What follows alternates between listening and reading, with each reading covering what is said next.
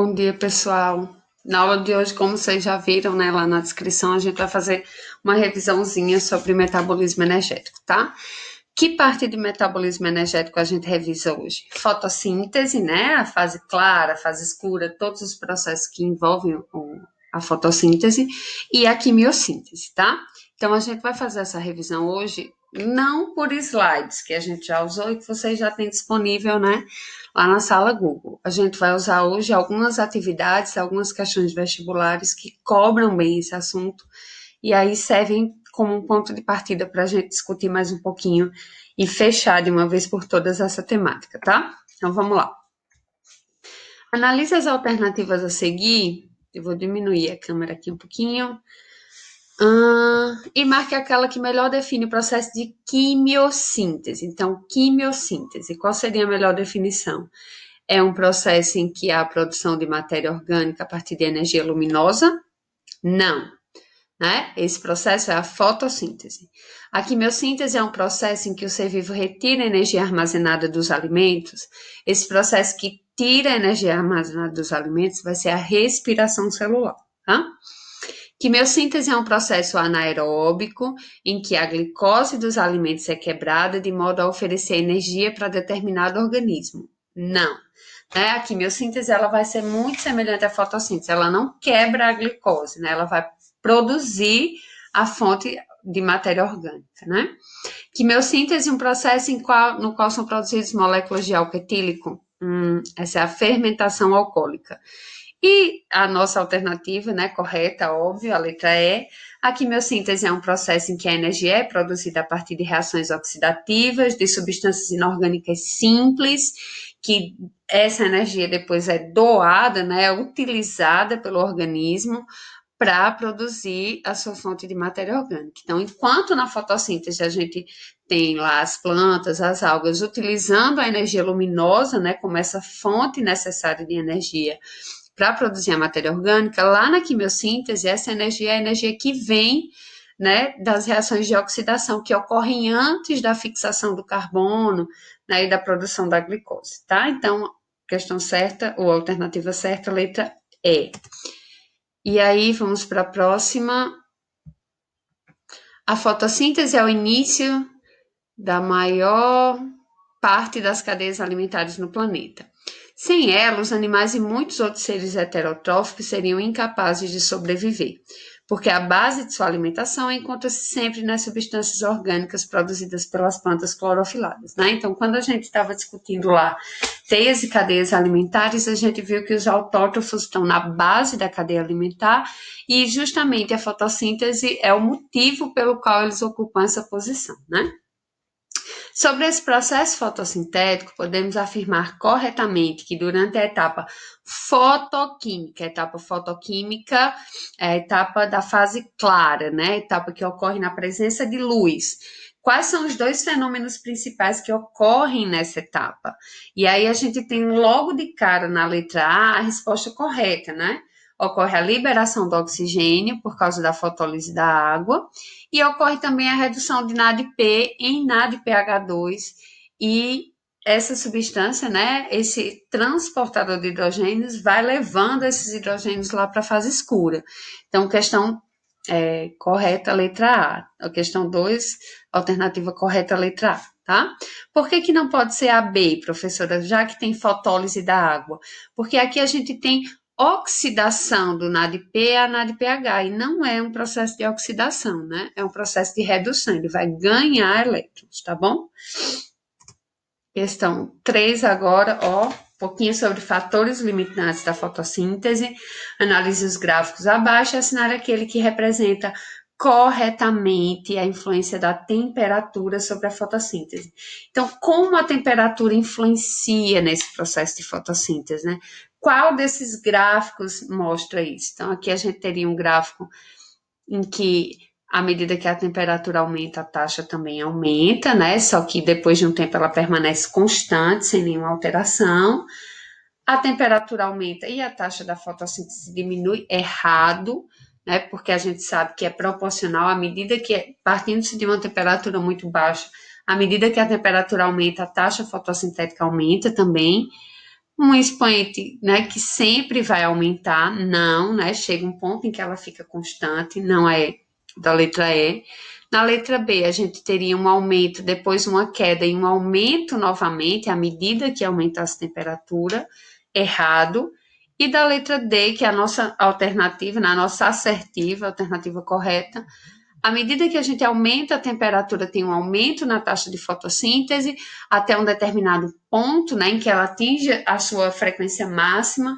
E aí, depois desse momento, se eu continuar aumentando a temperatura, essa taxa de fotossíntese cai. Por quê? Porque a temperatura alta ela vai desnaturar enzimas que são muito importantes para o processo fotossintético. Vocês sabem que as enzimas têm, né, sua desnaturação é influenciada pela temperatura e nesse caso, no caso da fotossíntese, a temperatura também vai ter esse papel, tá? Então a temperatura aumenta até chegar num ponto máximo, a partir daí se continuar aumentando, a taxa de fotossíntese cai, podendo inclusive levar à morte desse ser vivo, tá? Questão 4. A figura mostra uma planta iluminada por uma fonte de intensidade 2x. Então, a gente tem que essa plantinha está recebendo 2x de iluminação. E o gráfico que relaciona a velocidade dos processos de fotossíntese e de respiração em função da intensidade luminosa é esse aqui.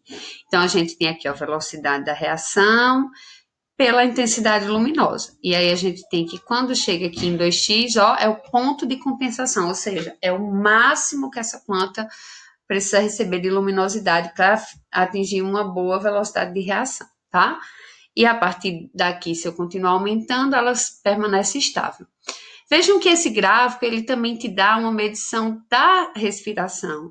Vejam que a respiração, ela continua numa taxa constante, porque ela não é influenciada, né, pela intensidade luminosa. Então, ela não sofre alteração na sua frequência por causa da exposição ou não à luz. Se a intensidade luminosa for reduzida de 2x para x, né, para cá, ó, se eu tivesse aqui nesse ponto, a planta passará a produzir.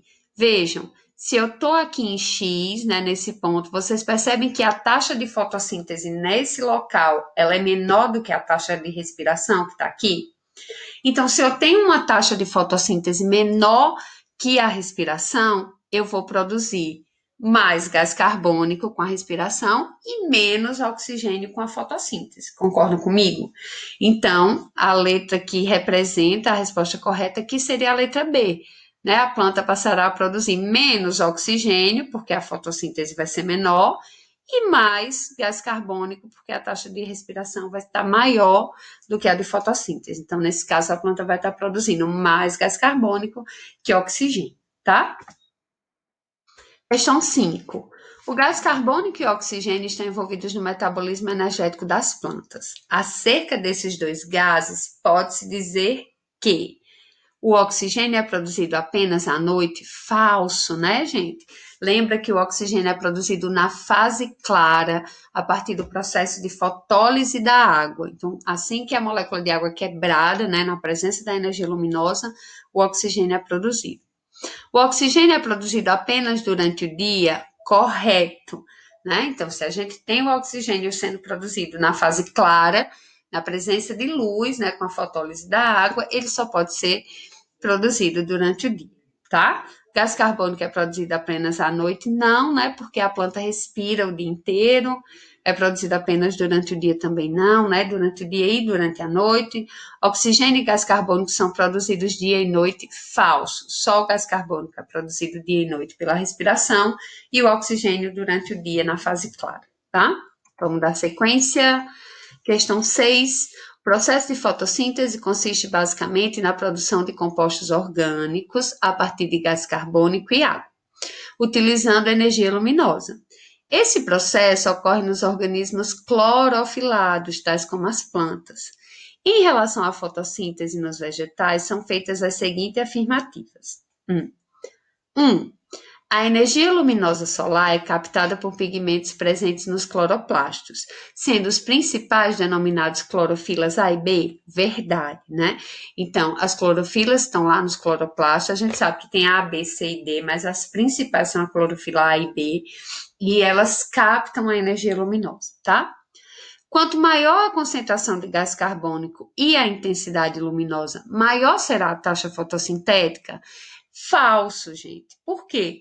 A gente viu, né, há pouco, quando a gente falava da influência do gás carbônico e da luz na fotossíntese, que a partir de um determinado momento, quando a concentração de gás carbônico está muito alta, quando a intensidade luminosa está muito alta, a taxa de fotossíntese ela tende a cair a partir de um determinado momento, né? Então, 2, falso. 3. O único fator limitante do processo é a energia luminosa, uma vez que o processo não ocorre na ausência de luz. Realmente, o processo não ocorre na ausência de luz, né? A luz é um fator preponderante para que esse processo aconteça, mas ele não é o único fator limitante. A gente também tem outros fatores limitantes externos e internos que vão influenciar na taxa de fotossíntese, tá? Então, falso.